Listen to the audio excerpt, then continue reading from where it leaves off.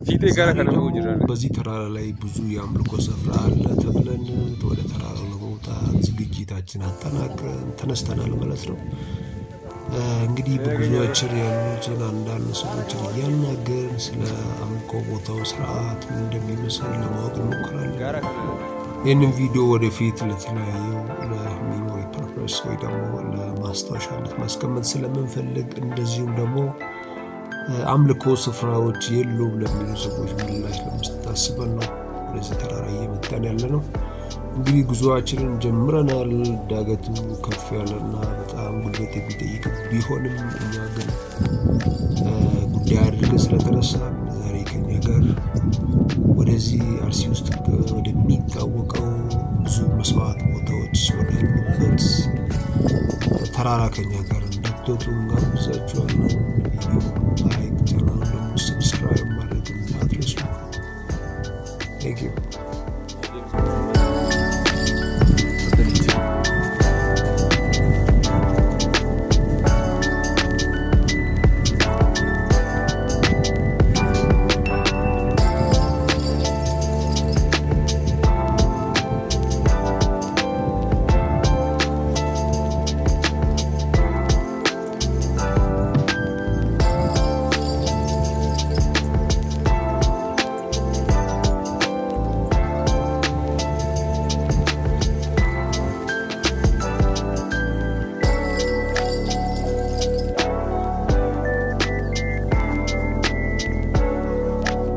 ተጋሩ ደበል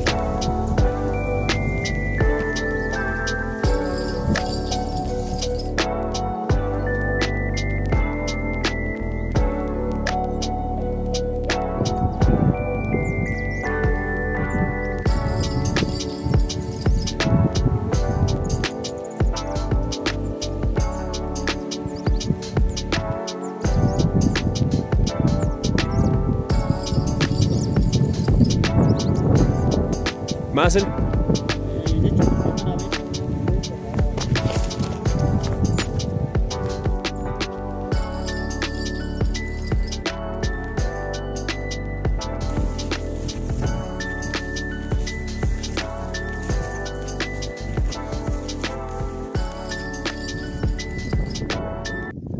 በተራራው ጫፍ አካባቢ ከሚገኙ ጸበሎች ወደ አንዱ ጎራ ብለን ለማየት ሞከርን።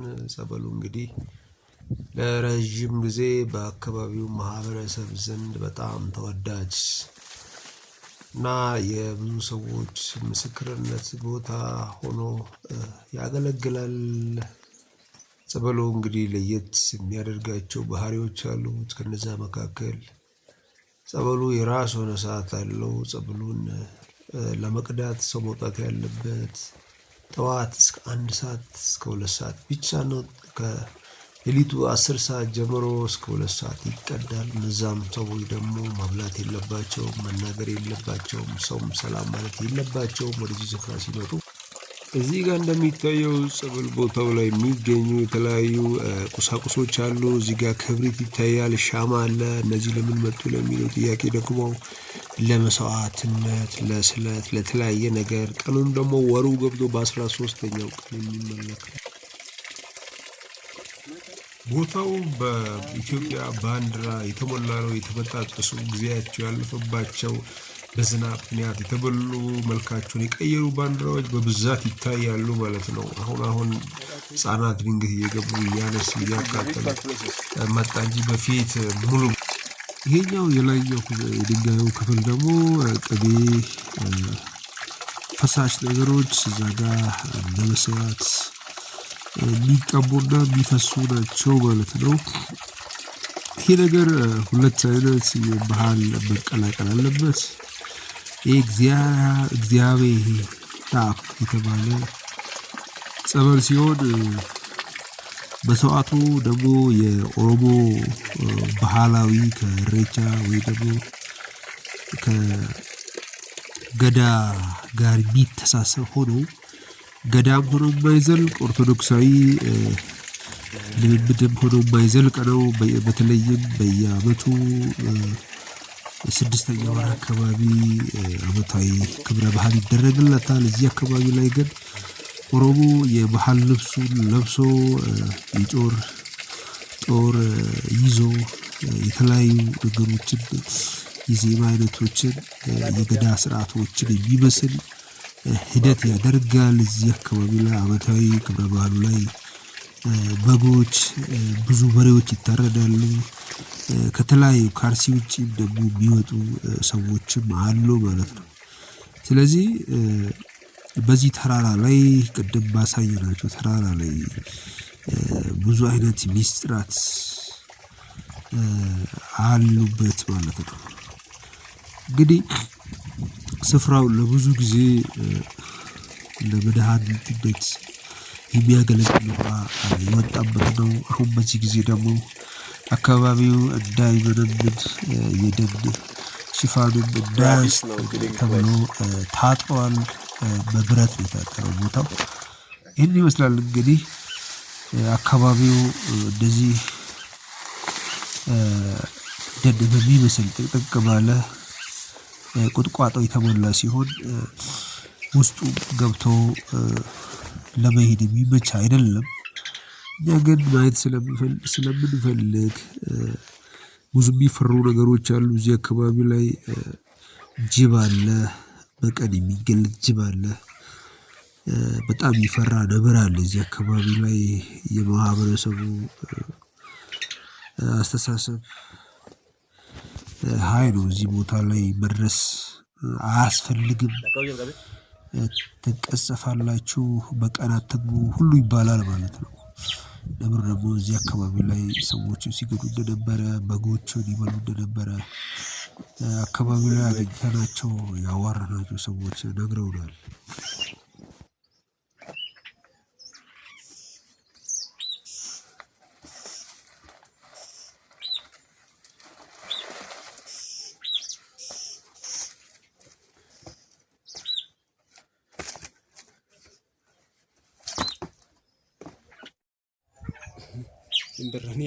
ቦታው እንግዲህ እንደሚታየው ከጸበልነቱ በተለይ ለእይታ ማራኪ የፎች ድምፅ ደስ የሚል መንፈሱን የሚያድሱ ነገሮች ይታዩበታል።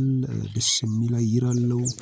ደጋማ የአርሲ ክፍል ውስጥ ይህ አንደኛው ቦታ ነው እና በአካባቢው ዘንድ የተከበረ ቦታ ነው ማለት ነው። ይሄ እንግዲህ መንፈሳችሁን ለማደስ ለመዝናናት ከከተማ ጫጫታና ውካታ ራሳችሁን የምታዳምጡበት ጊዜ የምትፈልጉ ሰዎች ወደ አርሲ ዞን መጥታችሁ ይህንን ቦታ መጎብኘት ትችላላችሁ። የውሃ ችግር የለም። ብዙ ምንጮች አሉ እዚህ አካባቢ ላይ ውሃ የፈለጋችሁት ቦታ ሄዳችሁ መጠጣት ትችላላችሁ። ጥላ አለ፣ ፀሐይ አቃጥላችሁ። ንፋሱም ደግሞ ጥሩ ነው። አመቱን በሙሉ ነፋሻ አየር ያለው ቦታ ነው ይህ ስፍራ።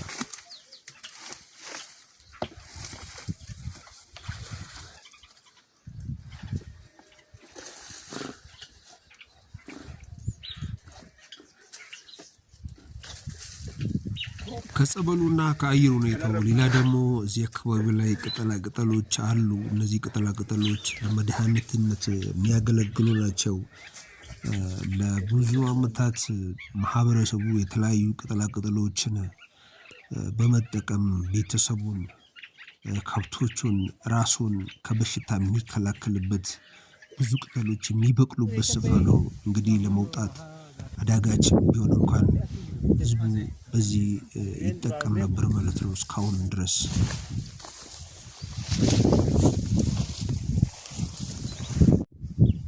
ወደ ተራራው መሀል ደርሰን ስንመለከት እንግዲህ የቀረው የአርሲ ክልል እይታ ይህንን ይመስላል። ጥሩ እይታ አለው። ደስ የሚል ዓይን ማራኪ ነው። እኛም ጉዟችን ቀጥለን ተራራው መካከል ላይ ደርሰናል። አሁን ወደ ተባለው የእሳትና የተለያዩ የበግ የፍየል የደም መስዋዕት ወደሚደረግበት አካባቢ እየተቃረብን እንገኛለን። ጉዟችን ቀጥሏል። ቻናላችንን ሰብስክራይብ ማድረግ እንዳትረሱ። ቪዲዮውን ላይክ አድርጋችሁ ከኛ ጋር ተጓዙ እንላለን። ከዚህ ውጪ ወደፊትም ወደ ተለያዩ ኢትዮጵያ ክልሎች እየተጓዝን የቅርስ ታሪካዊ ቦታዎችን መዝናኛ ዴስቲኔሽኖችን የተለያዩ ለመንፈሳዊ ነገር ይበጃሉ ያላቸው ቦታዎችን ለማየት ለመጎብኘት ስለምንፈልግ ወደ ተለያዩ ሀገራትም ለመሄድ እግዚአብሔር ከረዳን እግዚአብሔር ቢፈቅድና ብንኖር ምናይ ይሆናል ማለት ነው። እንግዲህ ዛሬው ጉዟችን ወደ ተራራው አናት ግስጋሴያችን ቀጥሏል። ጓደኛዬ ካሜራማን ሆኖ እያገለገለ ይገኛል። በዚህ ተራራ ላይ አምልኮ አለ ሲባል ሰምተናል። ለረጅም ጊዜ ግን እዚህ ስፍራ ላይ ምን አይነት አምልኮ እንደሚደረግ አላውቅም። እንግዲህ ቦታው ላይ ተቃርበናል። አሁን ቦታው እንደምታዩት በከፊል ለእርሻነት እያገለገለ ይገኛል። ግን ለእርሻነት ማገልገል የጀመረው ከቅርብ ጊዜ ወዲህ ነው እንጂ በፊት ምንም አይነት እህል የማይሆን ስፍራ ነው። ምክንያቱም ከፍተኛ ንፋስ ስላለበት ቦታው ከስር ደግሞ ድንጋያማ ስለሆነ ምንም እህል የሚሆን አይደለም። በዚህ አጋጣሚ ከመጀመራችን ገና አንድ የሪቹዋል ፕሌስ ወይ ደግሞ የመስዋዕትን ስፍራ አግኝተናል። እንግዲህ እዚህ አካባቢ ላይ አመድ አለ። 3 ጉልቻ ተጎልቷል። ምን ተደረገ ባናይም እንግዲህ አንዱ የመስዋዕት ስፍራ ነው። እዚህ አካባቢ የሚኖሩ ብዙዎች በዚህ ተራራ ላይ መስዋዕት ያቀርባሉ እና በአርሲ የሚመለኩ መናፍስቶች ስፍራ እዚህ ስፍራ እንደሆነ እንድታውቁ ፈልጋለሁ። እና በዓለማችን አጋንንት አምልከው በአፍሪካም ሆኖ በሌሎች ሀገራት የተለመደ ጉዳይ እንኳን ቢሆን በአርሲ የሚታወቁ መናፍስቶች ስፍራ ላይ ይመለካሉ እና የተራራው ገጽታ እና እይታ ይህንን የሚመስለው የተራራው እይታ ይህንን ይመስላል። እንግዲህ በዚህ አካባቢ የሚኖሩ ህዝቦች የኦሮምኛ ቋንቋ ተናጋሪዎች ናቸው በብዛት። አልፎ አልፎም ደግሞ ከአማራ ክልል የመጡ ህዝቦች እዚህ ስፍራ ላይ ከብዙ መቶ ዓመታት በፊት እንደሰፈሩ የሚነገርላቸው ህዝቦች አማርኛን ይናገራሉ ማለት ነው። ስለዚህ በዚህ ተራራ ልንጸልይ መጥተናል ጓደኛዬ ጋር እና በአርሲ ክልል ከሚገኙ ተራራዎች ውስጥ ይሄኛው የሚታወቀው የአምልኮ ስፍራ በመሆን የሚያገለግል ስፍራ ነው። በሩቅ ርቀት ላይ ደግሞ የሚገኘው የተራራ በብሔራዊ ፓርክነት የተመዘገበ ተራራ ሲሆን እሱም ደግሞ ለሰፊ ዓመታት በአካባቢው በሚገኘው ህዝብ በአምልኮ ስፍራ ሆኖ ያገለግላል። እንግዲህ በአርሲ የሚገኘው የመናፍስቶች ስፍራ ይሄ ነው ማለት ነው።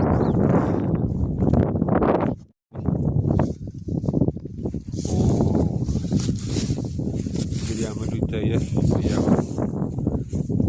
በየወራቱ መባቻ እዚህ አካባቢ ላይ መስዋዕት ይቀርባል።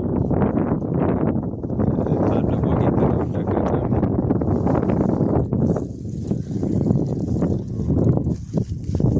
እንግዲህ ለመነፈስ ጭስ ዕጣን ነው ማለት ነው። ደግሞ እንደሚባለው ከዚህ ስር ብዙ የሚቀበር ነገር አለ። በፊት የበግ ጭንቅላት የፍየል ጭንቅላት ይቀበር ነበር ይባላል። አሁንም ግን የሪቹዋል ቦታ የሆነበት ዋናው ምክንያት ከዚህ ሰው የሚቀበር ነገር ይኖራል ማለት ነው። ሚስጥራዊ ነገሮች ናቸው። ስለዚህ አሁን በዚህን ጊዜ በጊዜ ሂደት በእርሻ በተለያየ ነገር እየዋሉ ይገኛሉ። በፊት ግን ይህ በደን የሚታወቅ ስፍራ ነው።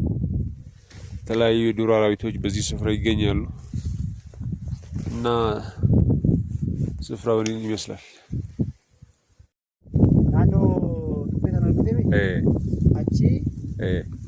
bakkee kanatti qalama dakaa immoo dubartoonni immoo achi jilbii biyaan dalagaatiniin achi ol dhufu jechaadha. Dalagaatiniin haalli ittiin hoolaa aarsaa godhan maal fakkaata sila? jechuun isaan itti gaarii fakkaachuu danda'a. Yeroo itti garuu nuti wajjumaa naannachaa turre gaarii fakkaate akkasanii as garuu wantichi waan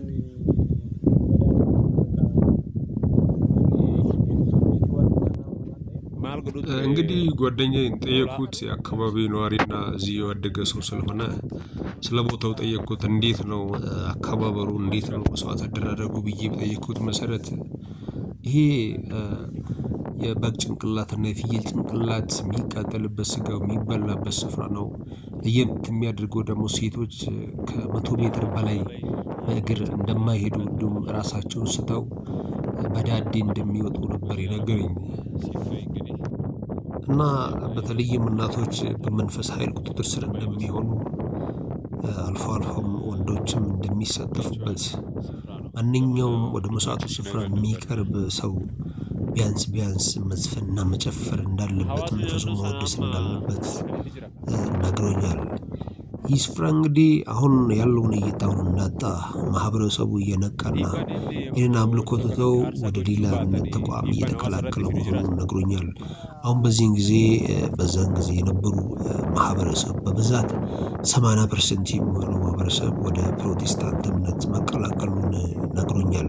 ከዛ ወዲህ እንግዲህ ጫካው እየተመነጠረ ቦታውም ለእርሻነት እያገለገለ እንደሚገኝ ውስጣውን አጋርቶናል።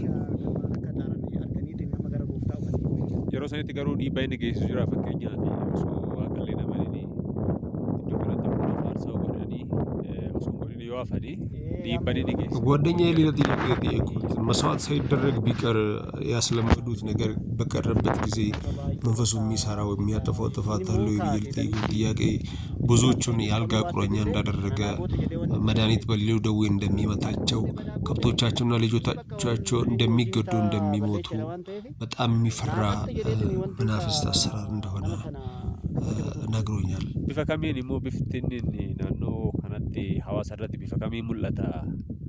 Mallattoon namoonni wanta kana iddoo kanatti yoo aarsaa gochuu dhufan mallattoon isaan mul'isan maali sila?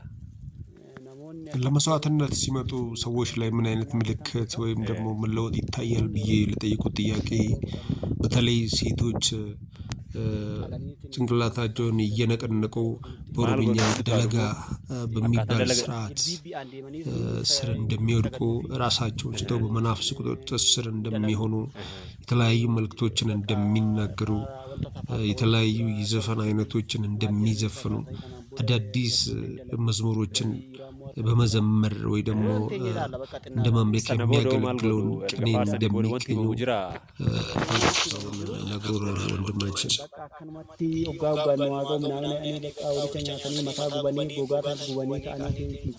Afurichi dubbata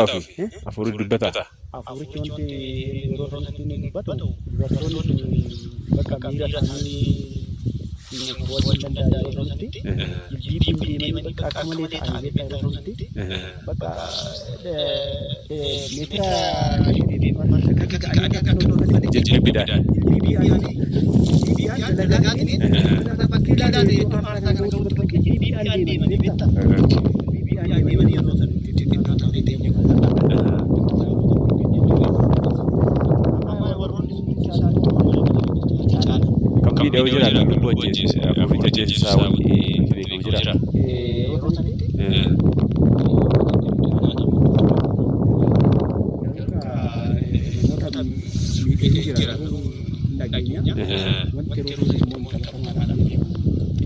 wanda lagi jira wanda Quran gudu sisi memang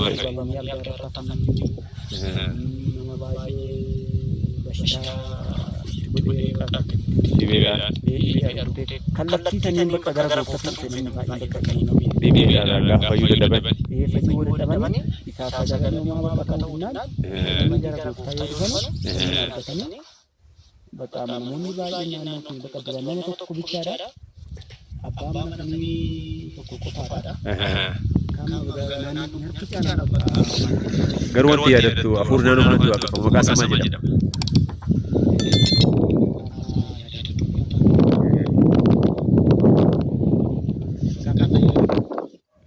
Untuk bagi kita Israel berkusra balona bersudah dia.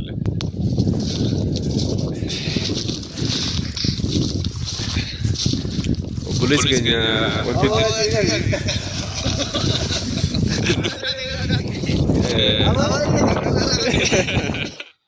ግን ወንድማችን ቪዲዮ ስላየ መቀረጽ አልፈለገም። እንግዲህ በዚህ ተራራ ላይ የሚመለከው የመንፈስ አይነት ምንድነው ስሙ ብለን ለመጠየቅ ሞክረናል። ቱሉ ነው የሚባለው እሱም ለየብቻ ነው እንደ ጎሳ እንደ አመለካከት እንደ ህዝቡ ግንዛቤ ነው የሚል ምላሽ ነበር የሰጠን።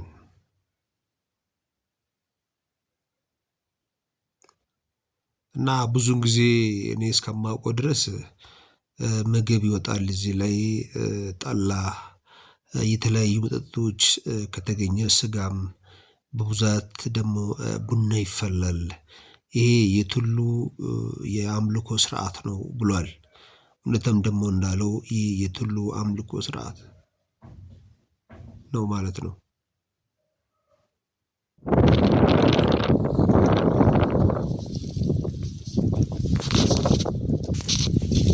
በዚህ ተራራ ላይ እስከወጣን ድረስ ብዙ 3-4 የአምልኮ ቦታዎችን አግኝተናል። ይህ 5ኛ የአምልኮ ስፍራ ነው ማለት ነው። መስዋዕት የሚደረግበት ቦታ ነው ማለት ነው።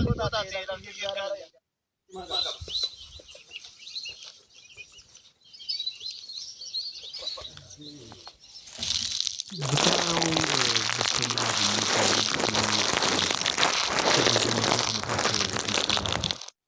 ብዙ ጥቅጥቅ ያለ ደን የሚገኝበት፣ አሁን ግን በእርሻ ምክንያት ቦታዎች እየተመነጠሩ የተመናመኑ ደኖች መካከል አንደኛው ነው ይህ ስፍራ። በጣም ደስ የሚል አየር አለው። ከዛሬ 10 እና 15 ዓመት በፊት ግን በዱር አራዊት የተሞላ ቦታ እንደሆነ ይታወቃል። እንግዲህ እነዚህ በቁጥር አናሳ የሆኑ የድሮ የ200 የ300 ከዛም በላይ ዓመታት ያስቆጠሩ ዛፎች የሚገኙበት ስፍራ ነው። በዚህ አጋጣሚ የዞኑ የቱሪዝም እና የተፈጥሮ አስተዳደር ይህንን ጉዳይ ቢያስብበት፣ ጥንቃቄ ቢያደርግበት የሚል አስተያየት በዚሁ መስጠት እንወዳለን።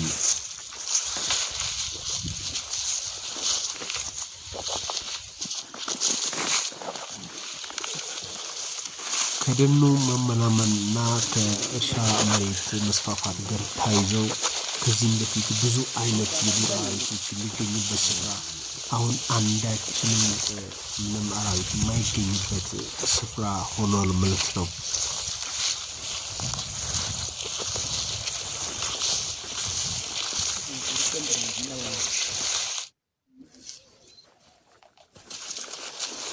ይህኛው ተራራ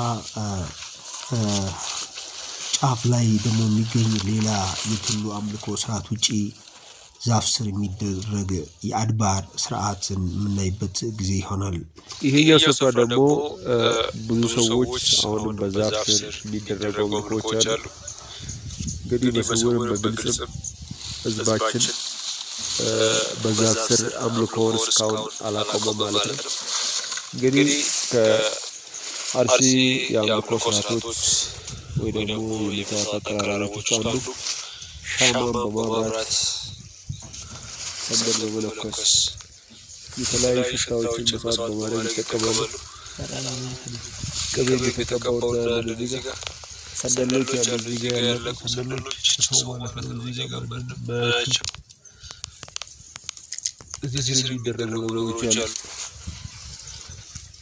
በዚህ ጊዜ ግን ትውልዱ እየተሻሻለ አምልኮው ይገኛል። ግን አልፎ አልፎ በስውር የሚያመልኩ አባቶች፣ በግልጽ የሚያመልኩ እናቶችም አይጠፉም ማለት ነው።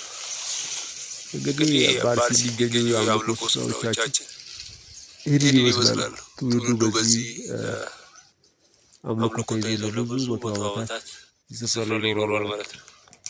እንግዲህ አድባር እየተባለ የሚታወቁ ሲሆን በተለይ በአርሲ ክፍለ ሀገር ወይ ደግሞ በአርሲ ክልል ዞን በብዛት የሚታወቀው አምልኮ አይነት ነው ማለት ነው።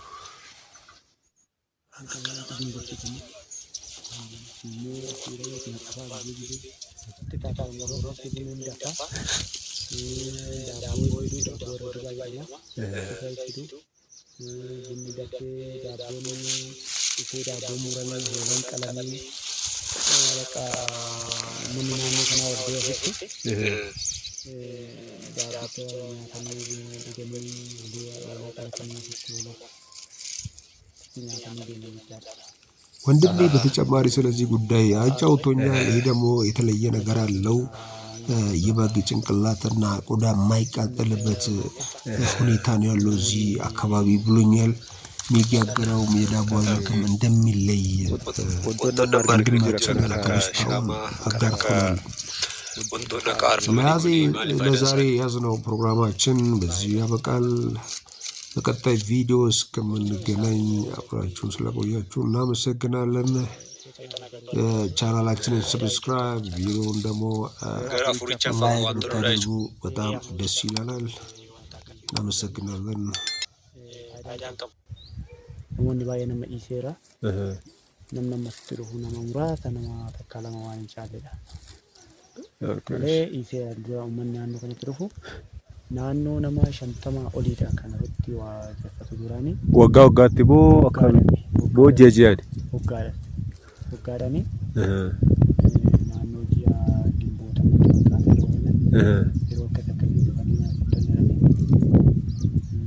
dursanii immoo affeelanii asitti kan naqanii maal jedhanii karaa lafaa fi mana akkasii gochaa ture.